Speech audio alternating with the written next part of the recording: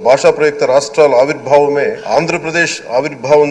అమరజీవి పొట్టి శ్రీరాములు గారి బలిదానం మీద రాష్ట్రం పుట్టింది. 56 రోజులు తిండి తిప్పలు తినకుండా నరకం అనుభవిస్తూ ఆయన బలైపోయారు. ఆమరణ నిరాహార దీక్ష చేసిన ప్రతిరోజు మనకి దాదాపు 6 దశాబ్దాల కాలం, 1.5 సంవత్సర కాలం.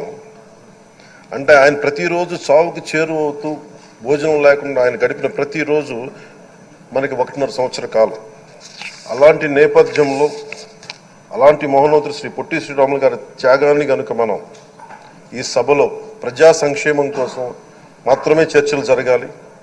వ్యక్తిగత దూషణకి తావివ్వకుండా ఉండాలి. వాదోపవాదాలు హద్దులు దాటకుండా ఉండాలి.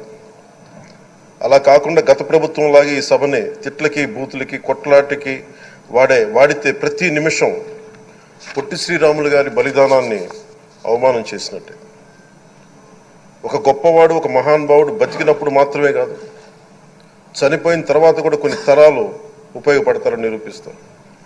అలాంటి కోవకు చెందిన మహానుభావులు ఆంధ్ర రాష్ట్ర సృష్టికర్త, భాషా ప్రయుక్త రాష్ట్రాలకు శ్రీకారం చుట్టిన ద్రష్ట, అమరజీవి శ్రీ పొట్టి శ్రీరాములు గారి స్మృతిలో ఒక విలువలతో కూడిన ఒక సత్సాంప్రదాయాన్ని తెరలేపుతూ మీ ఆధ్వర్యంలో ఈ సభ జరగాలని, ఈ 5 ఏళ్ల ప్రజా ప్రస్థానంలో ఈ విలువైన 5 ఏళ్లు రాబోయే తరానికి గొప్ప భవిష్యత్తునిచ్చేలా చర్చలు సాగాలని కోరుకుంటూ ఈ సభ ఒక సరికొత్త సాంప్రదాయానికి, సత్సాంప్రదాయానికి ఇది తెరతీయాలని ఉండాలి.